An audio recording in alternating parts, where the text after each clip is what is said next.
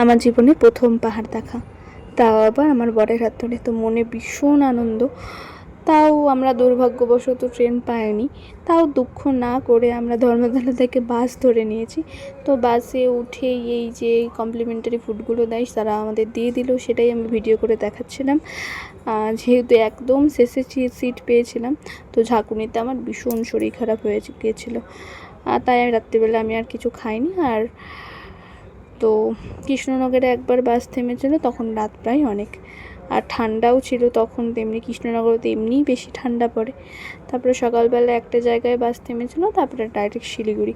আর আমরা যে ট্রাভেল এজেন্সির সাথে যাচ্ছিলাম তারা টাইম মতো গাড়িও দিয়ে দিয়েছিল। তারপরে নেমেই একটা জায়গায় আমরা ফ্রেশ হয়ে ব্রেকফাস্ট করে নিই। আর আস্তে আস্তে একটু একটু করে পাহাড় দেখা যাচ্ছে, তত মনের মধ্যে একটা আলাদা অনুভূতি হচ্ছে। প্রথমবার পাহাড় দেখার অনুভূতিটাই ভীষণ আলাদা। তো বাকিটা থাকছে সেকেন্ড পার্টে।